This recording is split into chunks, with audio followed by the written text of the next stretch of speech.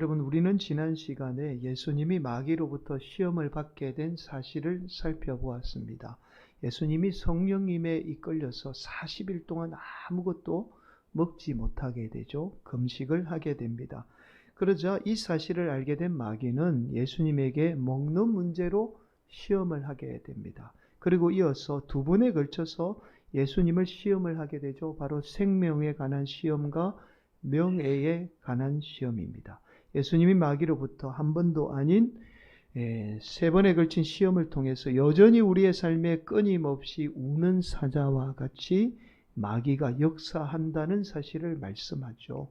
마귀는 인간의 욕구죠. 다른 말로 욕망을 통해서 끊임없이 역사하게 됩니다. 그러나 저와 여러분이 욕망으로 살지 않고 하나님만을 섬기게 되면 우리의 삶 가운데 마귀의 역사는 떠나게 되죠. 여러분, 우리가 하나님만을 섬긴다는 것은 오직 내 삶이 하나님의 영광을 위해서 사는 것 또한 포함되지만 또한 타인을 위해서 사는 삶을 말합니다. 내가 하나님만을 섬기지 않고 타인을 위해서 희생하지 않으면 우리의 삶은 반드시 내 욕망에 이끌려 살아갈 수밖에 없는 존재입니다. 인간은 자신의 욕망을 위해서 살아갈 수밖에 없는 존재예요. 그래서 우리가 하나님을 섬기고 타인을 위해서 희생하게 될 때 우리의 인생은 우리의 욕망에 이끌려 살지 않게 되는 겁니다. 사랑하는 성도 여러분, 오늘도 우리 성도들이 오직 하나님만을 섬기며 타인을 위해서 자신을 희생함으로 저와 여러분 가운데 또한 우리 자녀들 가운데 악한 마귀가 떠나가는 역사가 임하기를 예수님의 이름으로 간절히 축복합니다. 여러분, 오늘 본문의 말씀은 예수님이 마귀의 시험을 받은 후에 나사렛이죠. 예수님이 살던 나사렛의 해당에 들어가서 하나님의 말씀을 가르치게 됩니다. 여러분, 당시 유대인들은 해당을 중심으로 안식일마다 하나님을 예배하게 됩니다. 원래 유대인들은 예루살렘 성전에만 하나님께 예배를 드렸죠. 그러나 하나님의 성전인 예루살렘 성전이 바벨론 제국에 의해서 완전히 파괴되고 이스라엘 백성들마저도 노예가 되어서 뿔뿔이 흩어지게 됩니다. 자, 그러자 이스라엘 백성들은 노예의 삶 가운데도 자신들의 신앙을 지키기 위해서 해당을 지어서 하나님을 예배하게 됩니다. 이러한 해당 중심의 신앙은요, 이스라엘 백성들이 노예의 삶에서 다시 돌아와도 여전히 이어지게 돼요. 자, 그래서 유대인들은 안식일이면 어김없이 해당에 모여서 하나님을 예배하게 되었던 겁니다. 여러분, 성전 예배와 해당 예배에 큰 차이점이 있어요. 성전 예배는 반드시 제사장이 예배를 주관하게 됩니다. 반면에 해당 예배는 누구나 다 예배를 주관할 수 있었습니다. 왜냐하면 노예로 잡혀간 이스라엘 백성들이 해당에서 예배를 드릴 때 제사장이 예배를 주관할 수 없었던 거죠. 자, 노예의 신분에서 제사장이라는 신분을 유지하는 것도 불가능했을 뿐만 아니라 해당마다 제사장을 둘 수가 없었던 거죠. 그래서 해당에서는 누구나 다 예배를 주관할 수 있었던 겁니다. 그래서 오늘 본문 16절은 이렇게 말씀해요. 예수께서 그 자라나신 곳 나사렛에 이르사 안식일에 늘 하시던 대로 해당에 들어가사 성경을 읽으려고 서심해. 자, 예수님이 그렇게 해당에서 이사야 선지자의 예언의 말씀을 선포하게 됩니다. 그 말씀이 18절, 19절 말씀이죠. 주의 성령이 내게 임하셨으니 이는 가난한 자에게 복음을 전하게 하시려고 내게 기름을 부으시고 나를 보내사 포로된 자에게 자유를, 눈먼 자에게 다시 보게 함을 전파하며 눌린 자를 자유롭게 하고 주의 은혜의 해를 전파하게 하려 하심이라 하였더라. 이사야 선지자는 하나님의 아들인 메시아가 이 땅에 임하게 되면 이스라엘 백성들이 가난과 질병 심지어 포로된 자가 자유롭게 되리라는 사실을 말씀합니다. 자, 그리고 이어서 예수님은 이사야 선지자를 통해서 예언된 메시아가 바로 예수님 자신이라는 사실을 밝히게 되죠. 그 말씀이 21절 말씀이에요. 예수께서 그들에게 말씀하시되 이 글이 오늘 너희 귀에 응하였느니라 하시니, 응했다는 말씀이 무슨 말씀이죠? 예수님으로 통해서 이루어졌다는 말씀이죠.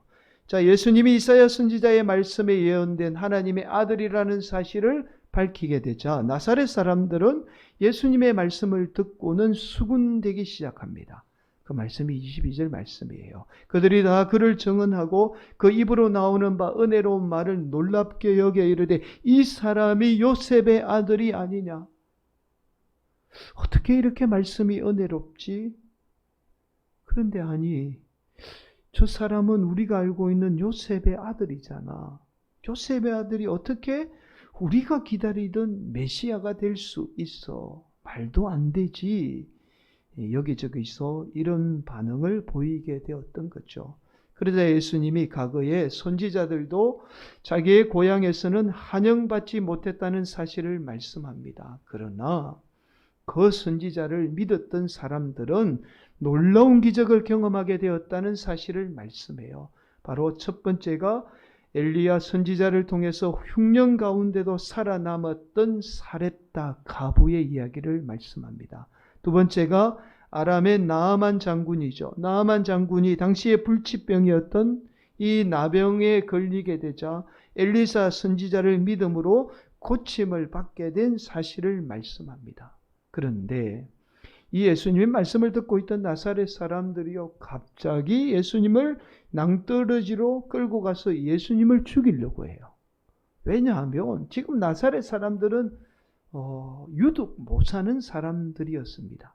이러한 원인이 바로 하나님을 제대로 믿지 못해서 불행한 삶을 살고 있다는 그 말씀으로 예수님의 말씀을 오해하게 되었던 거예요. 자, 그러자 이들이 화가 나서 예수님을 죽이려고 했던 겁니다. 예수님을 죽이려고 했던 이 나사렛 사람들을 피해서 예수님은 가버나움으로 들어가게 됩니다. 예수님은 가버나움에서도 나사렛 사람들에게 했던 것과 똑같이 해당에 들어가서 하나님의 말씀을 전하게 돼요. 오늘 본문 말씀은 구체적으로 무슨 말씀을 했는지 말씀하고 있지는 않습니다. 그러나 정황상 오늘 말씀과 똑같은 이사야 선지자의 말씀을 선포했을 거예요. 왜냐하면 이제 은혜의 해가 임하고 그 예언의 말씀이 이루어졌습니다라고 가버나움 해당에서도 가르치게 되었던 거죠. 그런데 가버나움 해당에서는 놀라운 일이 일어나게 됩니다. 귀신 들린 사람에게서 더러운 귀신이 쫓겨나는 놀라운 역사가 임하게 돼요. 그 말씀이 34절 말씀인데요. 우리 함께 봉독합니다. 아, 나사렛 예수여, 우리가 당신과 무슨 상관이 있나이까?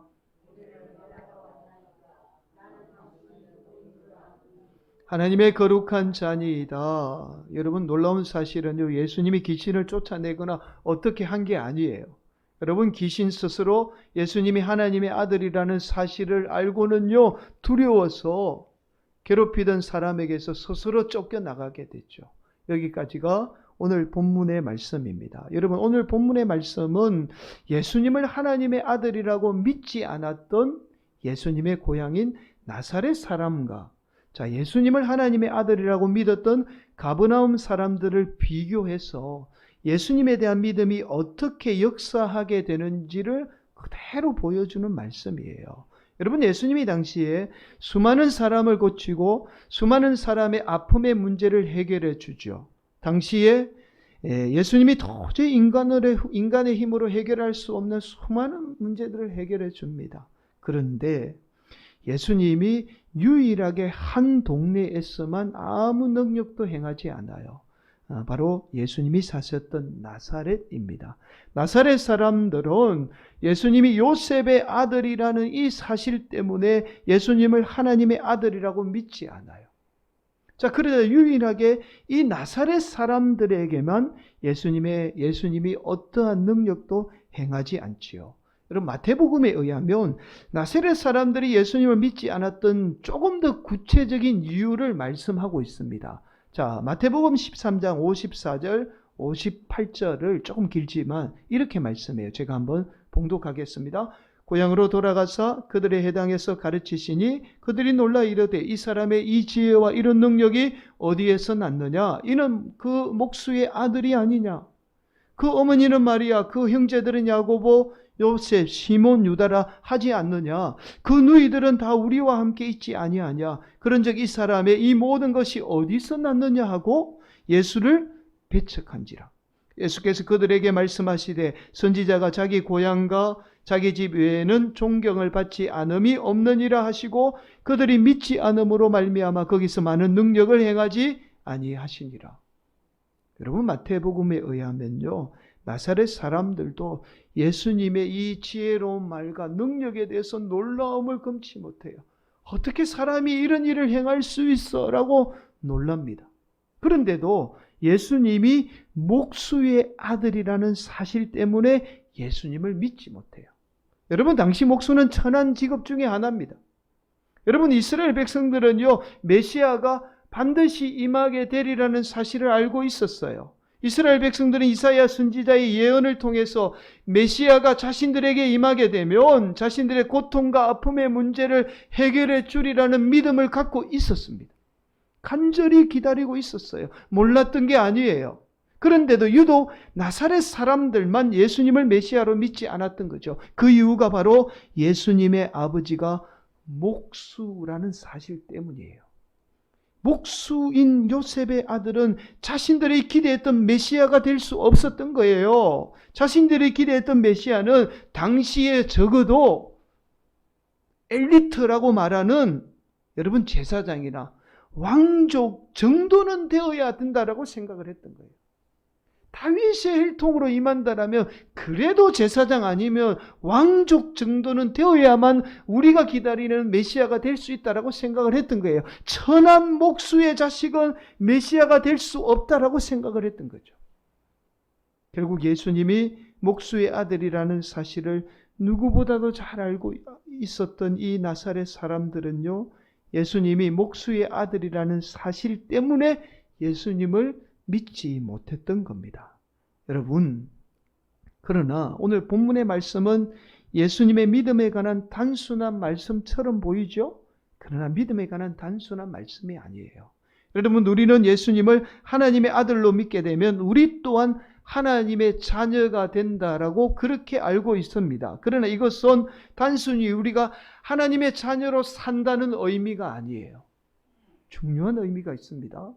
저와 여러분이 예수님을 하나님의 아들로 믿게 되면 반드시 저와 여러분은 하나님의 자녀가 되어 하나님의 믿음의 역사 속에 살게 된다는 의미예요. 이해가 되십니까? 우리가 하나님의 자녀가 된다는 것은요, 그 하나님의 믿음의 역사 속에 살게 된다는 의미예요. 하나님의 믿음의 역사 속에 살게 하는 것이 바로 예수님을 믿는 믿음이에요. 예수님을 믿게 되면 저와 여러분이 하나님의 믿음의 역사 속에 살게 되는 겁니다. 여러분, 우리는 세상에 살지만 또한 하나님이 역사하는 믿음의 세계 속에 살고 있어요. 바로 예수님을 믿는 믿음이 우리로 그 믿음의 세계 속에 살게 하는 겁니다. 우리가 사는 세상은 눈에 보이는 세상만 존재하는 게 아니에요. 눈에 보이지 않지만 역사하는, 존재하는 세상이 있습니다. 바로 하나님이 역사하는 믿음의 세계죠.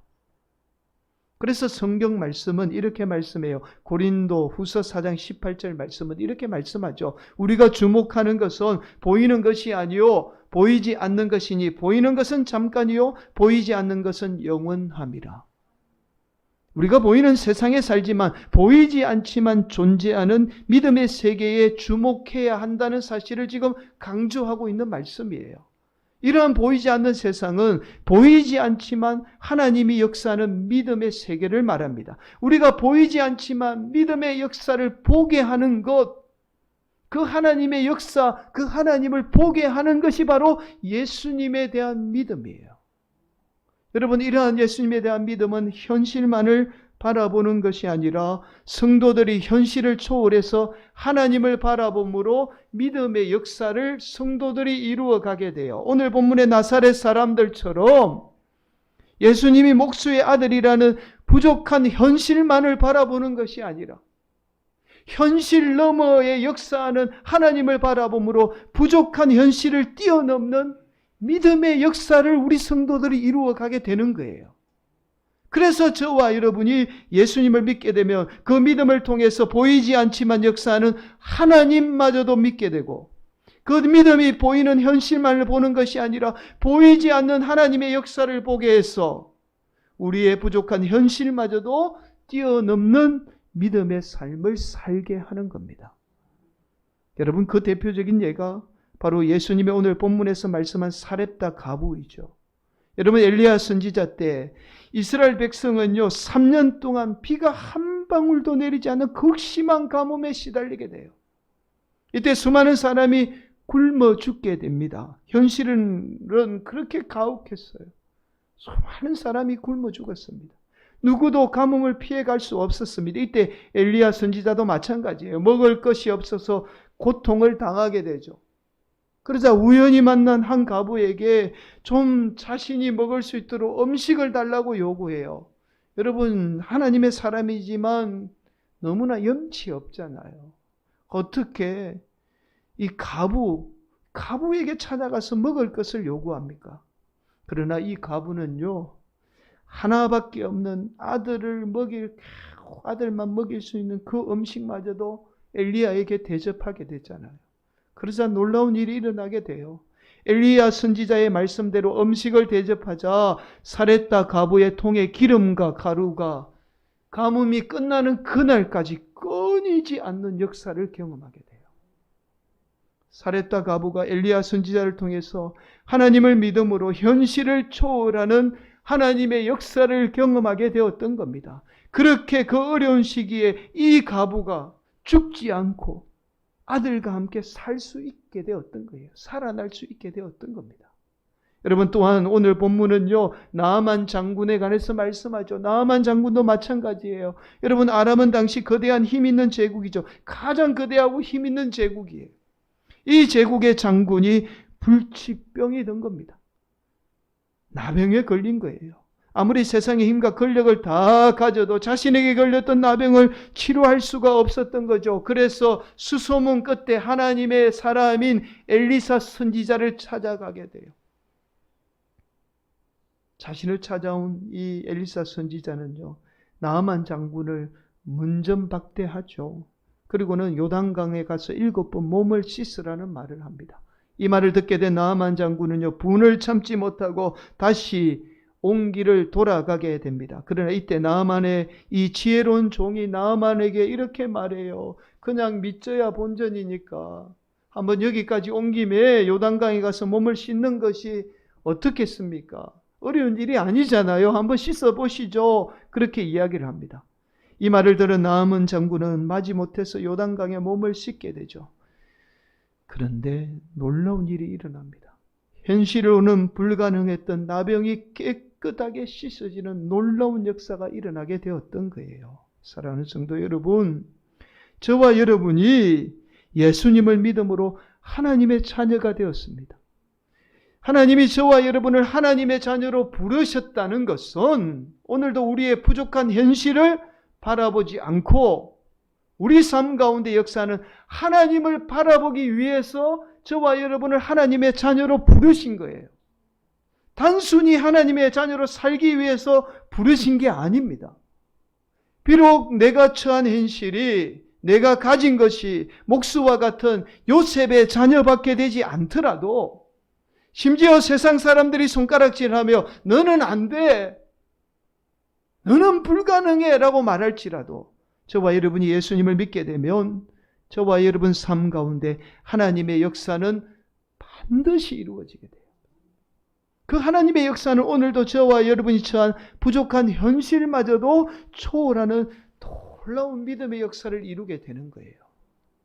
오늘도 우리 성도들이 예수님을 믿음으로 저와 여러분이 처한 부족한 현실마저도 극복하는 복된 성도들이 되시기를 예수님의 이름으로 간절히 축복합니다.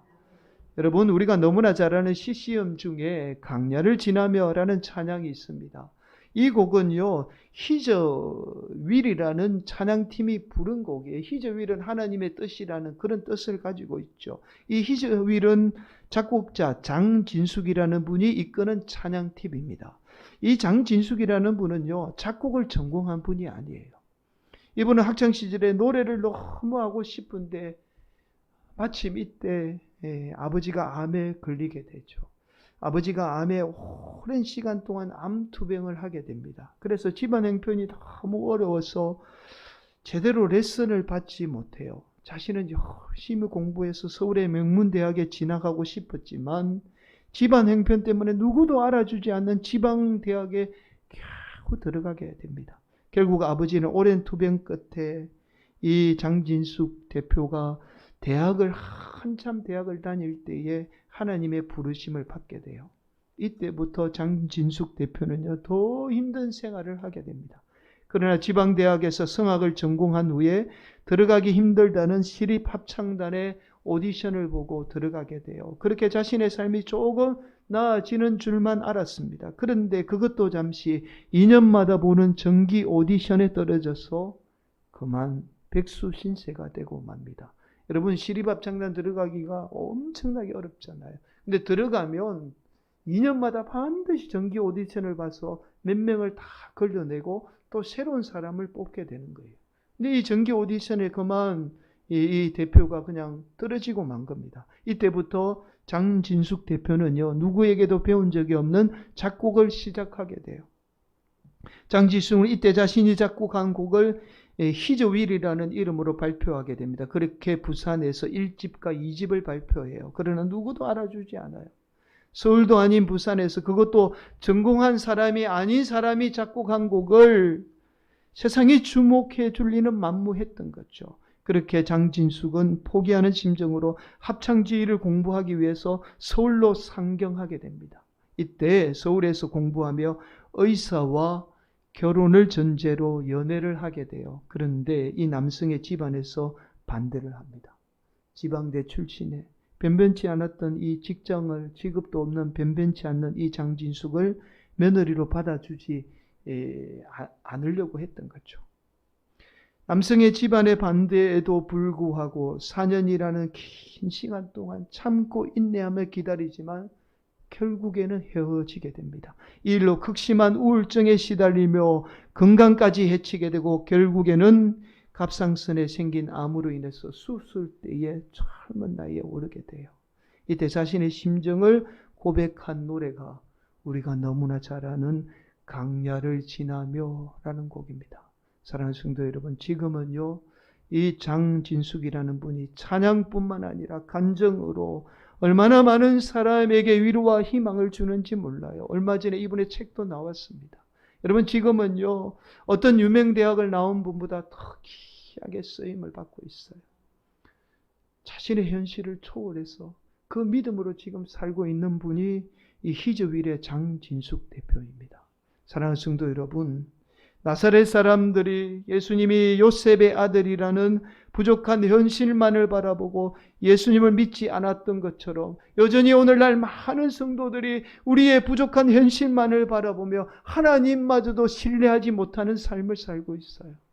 그 부족한 신뢰가 하나님의 자녀로 부르심을 받았음에도 불구하고 여전히 하나님의 온전한 자녀로 살지 못하고 있는 거죠. 사랑하는 성도 여러분, 그러나 하나님이 저와 여러분을 하나님의 자녀로 부르신 것은 예수님을 믿음으로 하나님의 믿음의 역사를 이루기 위해서 저와 여러분을 하나님의 자녀로 부르신 거예요. 오늘도 사랑하는 우리 성도들이 예수님을 믿음으로 내 부족한 현실을 뛰어넘는 복된 성도들이 되시기를 간절히 축복합니다. 그래서 하나님의 믿음의 역사의 주인공으로 저와 여러분을 통해서 하나님의 믿음의 역사가 새롭게 쓰여져 나가기를, 그 하나님의 역사가 이루어져 가기를 예수님의 이름으로 간절히 축원을 드리겠습니다.